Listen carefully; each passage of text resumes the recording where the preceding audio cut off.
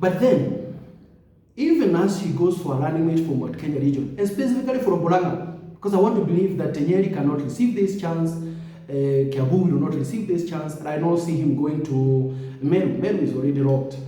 So I want to believe that he's going to go and get a running mate from Mount Kenya region and specifically from Murang'a. Murang'a has produced great veterans since the time of independence, the times of multipartyism, fighting for democracy, and they have never been rewarded. They have stuck with him also all this while. So I want to believe this is where he will get a running mate from. And then after that, so what kind of running mate are we looking at? We have several people who have been fronted. I've seen Gachagua being fronted, I've seen Honorable Alice Wahome being fronted, I've seen Dedi Nyoro and many others. But the question is, what kind of running mate does Mount Kenya region want? Mount Kenya region is looking for someone who can be able to deliver presidency in future. Remember, the office of a DP is an office of future. Mount Kenya region is not going to be excited with just a DP. It's not excited just with a presidential candidate. They're excited with future. Remember, they have had presidents before, 3 of them. So they're used to presidency. So if Ruto gives this position to an old guard, an old leader who cannot be able to deliver this presidency in future, then he will have upset a huge number of voters in Mount Kenya region, because there are people who can be able to see beyond the 10 years. Now, what do I mean by this? If we have possibly, if this position is given to someone like Alice Wahome, who is 64 years, and then she gets a chance, and I'm assuming that in this case, Deputy President wins the election and becomes the president, and so Wahome, because of that, becomes the Deputy President for 10 years. By the time President, that is Deputy President, exit the office of the President, Wahome will be 74 years. Do you see a future president in that kind of person? It's a zero. She will surely go home and rest. That is what happened to Western region when Mudi Award was given a chance by Kibaki. He was already too old. So when he left that DP's office, he went direct home for retirement. And the community lost a chance to produce a future president. Now, if this is given to Gachagua again, it's the same thing. So this position must be given to someone who can be able to wait for not just 10 years, even 20 years, or even 30 years. Let me explain. If possibly someone like Dedi Nyoro is given this chance, today he's 36 years old. After 10 years of being in DP's office, being mentored, groomed, exposed to different things locally and internationally, he will be, by the time he exits that office, he will be 46 years old. The same, almost the same age that President Obama assumed office as the president of USA.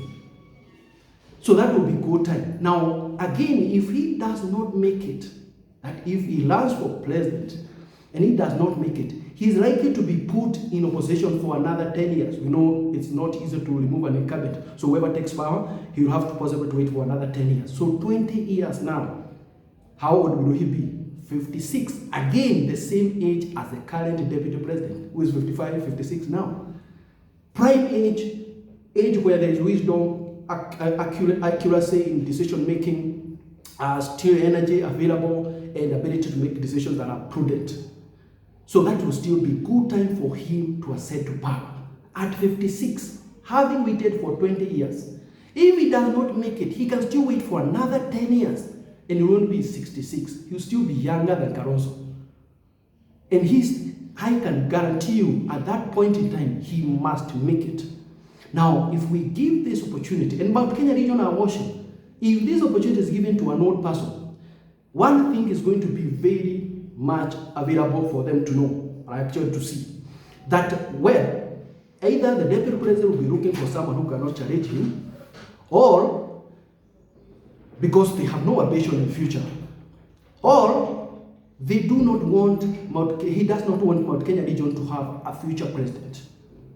And that would be too bad for Mount Kenya region. And I have an idea, I have a feeling that someone will come in and bring this kind of revelation to them, and they are likely to be upset by this.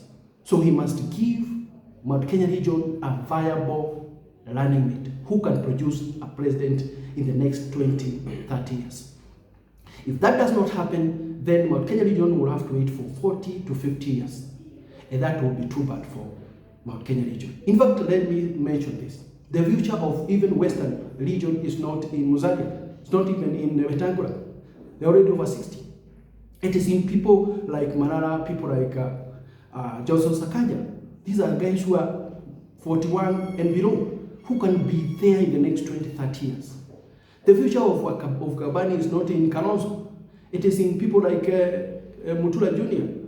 It is in people like Mutua, people like Sonko.